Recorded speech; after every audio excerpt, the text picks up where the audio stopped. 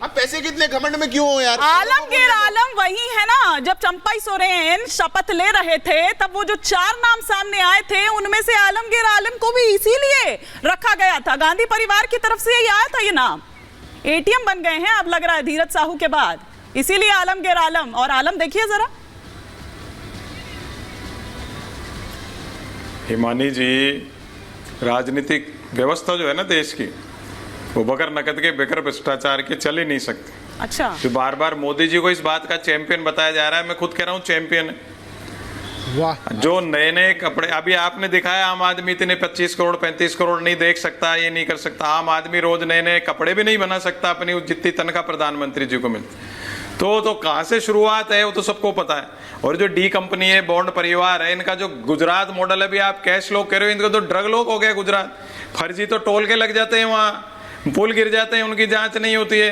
तो पूरा देश देख रहा है। 70,000 करोड़ का आप आरोप लगाते हो, आपकी कंपनी में आ जाता है तो सही डायरेक्टर बन जाता है। पूरा देश इस बात को देख रहा है। पुरोहित जी, गुजरात मध्य प्रदेश पर भी जाएंगे, लेकिन पहले झारखंड पर रहते हैं। आलमगीर आलम पर पहले रहते हैं, उसके बाद झारखंड, उसके बाद हम गुजरात और मध्य प्रदेश भी चले जाएंगे। आप तो सीधा पहुंच गए एकदम गुजरात और मध्य प्रदेश। पहले झारखंड तो नाप लीजिए सर, उसके बाद बात करेंगे। लेकिन आलमगीर आलम वही है ना, गांधी परिवार ने इन्हीं का नाम आगे बढ़ाया था।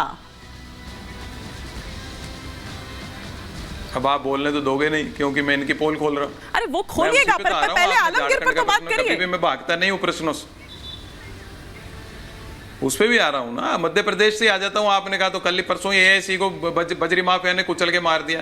तो बजरी माफिया क्या होता है सबको पता है। तो जो डी कंपनी है, इनका सबको पता लग गया। जहां तक आप झारखंड की बात कर रहे हो, झारखंड में बंगाल की बात कर रहा हूँ, वहां भी किसी मंत्री के छापे में कितने करोड़ों रुपए मिल रहे थे। तो वही मैंने शुरुआत किया, आपने सुना नहीं। राजनीतिक व्यवस्था जो देश की है वो इस भ्रष्टाचार के आखंड में डूब चुकी है। अच्छा। इसके लिए कैसे क्या हो उस पर चर्चा नहीं करेंगे, क्योंकि सारे नेता ज्यादातर जो है ना, इसको रोकने की आवश्यकता है। नोटबंदी की इन्होंने बात की थी, उसके बाद भ्रष्टाचार रुका क्या?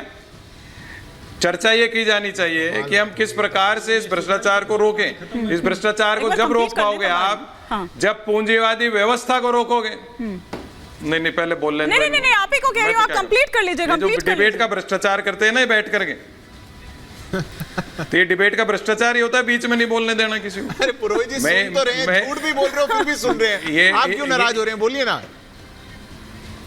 अरे क्या फालतू बात करते हो यार? क्या झूठ बोला मैंने? क्या झूठ बोला बताओ? आप नाराज क्यों हो रहे हैं? नहीं, क्या झूठ बोला? आप ही को कह रही थी कि आप गंदे शब्दों का मेरे लिए उपयोग मत करा करो आप। आज उनकी चर्चा मेरे लिए नहीं। आज पुरोहित जी, किसी ने कुछ नहीं कहा। आप तक शायद डिले पहुंच रहा है थोड़ा सा ऑडियो।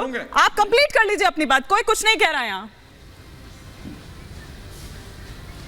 मैं ये कह रहा हूँ कि जो भ्रष्टाचारी, जैसे अभी मंत्री पकड़े गए, किसी पार्टी के हो, छापे पड़ रहे हैं, तो इसकी चीज पे चर्चा की जानी चाहिए। अगर आम आदमी की बात करते हो तो इतना पैसा कैश आता कहां से?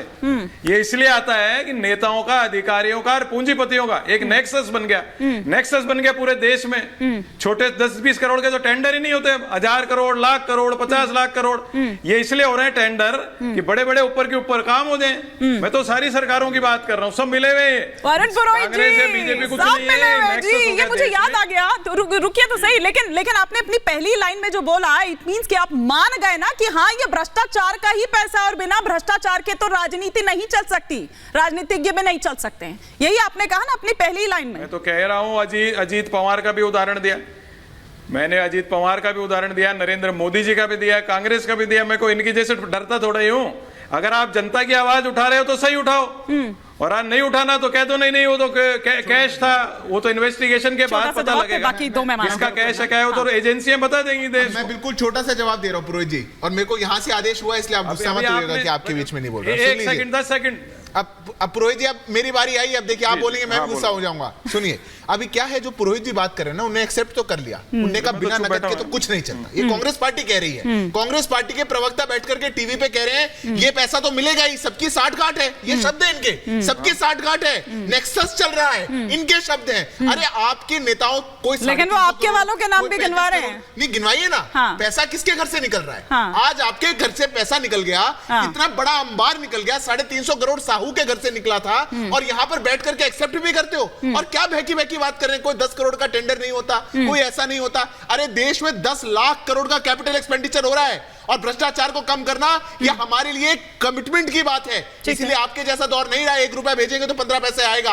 आज 50 करोड़ नए जनधन के अकाउंट खुले जिसमें 2 लाख करोड़ का पैसा है, 32 लाख करोड़ डीबीटी से गया है डायरेक्ट बैंक अकाउंट में। आप देने जाते पुरोहित जी तो कितना खा जाते। मैं तो सोच सोच के कई बार ऐसे डरता हूं। पर 35 करोड़ रुपए देश की जनता देख रही है, उनको एक दिन आनंद तो लेने दो। ठीक है पुरोहित जी, मैं आऊंगी, लेकिन एक बार चंद्रप्रकाश जी और मिश्रा जी, एक बार पहले चंद्रप्रकाश जी, ये कितना काला धन है कि कितना पकड़ा जा रहा है लेकिन खत्म होने का नाम ही नहीं ले रहा है। ये इलाज पक्का नहीं हुआ है क्या? अभी पुरोहित जी कह रहे थे पक्का इलाज करने की जरूरत है, पक्का इलाज नहीं हुआ क्या? देखिए, काले धन से ज्यादा बड़ी बात ये पाखंड।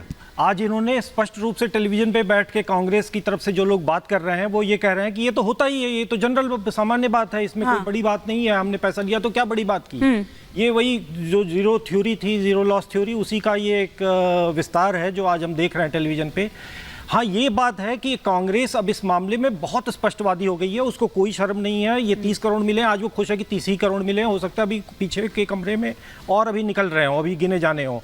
धीरज साहू में भी यही देखा हमने कि उस समय उन्होंने कहा कि ये तो बिजनेसमैन है और वो 200 करोड़ मिले तो कौन सी बड़ी बात है। उन्होंने, और ये भी चुनाव है तब सामने आ गया, चुनाव है तब सामने आ गया। ये कर रहे हैं और ये जनता के सामने कर रहे हैं और जनता भी देख रही है। और सबसे बड़ी बात है कि इसमें अब कुछ ढका छुपा नहीं बचा हुआ है जो कांग्रेस को कोई शर्म हो और कांग्रेस खंडन करे या पार्टी के उस मंत्री को निकाले, कोई समस्या नहीं है उनको। ये अब वो सामान्य है सब कुछ उनके।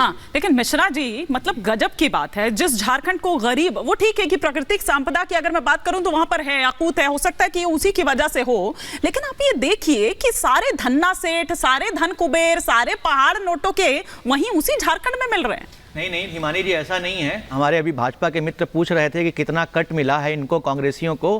भारतीय जनता पार्टी जो इलेक्टोरल बॉन्ड का इतना बड़ा घोटाला करके बैठी है, जो अभी आप हमारे मित्र भी कह रहे थे कि 10 लाख का कैपेक्स है, 10 लाख के कैपेक्स वाले राष्ट्र में 15 लाख करोड़ जो है, 15 लाख करोड़ जो है वो उद्योगपतियों का माफ कर दिया था। आपको उसमें कितना कट मिला था? आप 15 लाख करोड़ माफ किया गया उद्योगपतियों का, आपको उसमें कितना कट मिला? आप 30 करोड़ के बीच में कट पूछ रहे हैं जहां पर आपने साफ कट लिया। 15 लाख करोड़ आपने उद्योगपतियों को माफ किया, जबकि देश की कैपेक्स आप खुद बोल रहे हैं कैपिटल एक्सपेंडिचर 10 लाख करोड़ है। तो आप बताइए ना, आपने कितना लिया? आप दूसरों पर सवाल उठा रहे हैं। रही बात ईडी के प्रोपेगेंडा की, रही बात ईडी और सीबीआई के प्रोपेगेंडा की, आप देखें 25 लोगों पे भारतीय जनता पार्टी की ईडी की रेड करती है। 23 लोग, हाँ प्रोपेगेंडा रेड करती है, भारतीय जनता पार्टी में शामिल हो जाते हैं और 23 लोगों के केस बंद कर दिए जाते हैं। झूठ बोलकर भारतीय जनता पार्टी का प्रोपेगेंडा है। और आप सोचिए इस देश का प्रधानमंत्री कितना कमजोर है और सरकार कितना लाचार है। आप मैं पूरी बात सुनिए, मैं आपको वही बताता हूं। आप सोचिए देश का, पहले मेरी बात रख दीजिए। आप बोल रहे केस बंद हो गए तो नाम लीजिए ना, किसका हुआ? सोचिए उस देश का प्रधानमंत्री कितना कमजोर और सरकार कितनी लाचार है, जो बार-बार बोल रही है मंत्रियों को नहीं छोड़ता, मुख्यमंत्रियों को भी बोरे भरे रखे हुए हैं। अगर बोरे भरे रखे हुए हैं साहब, कितने कमजोर क्यों, जाके अरेस्ट करिए, भेज देता है जो भ्रष्ट है, डरता नहीं है वो।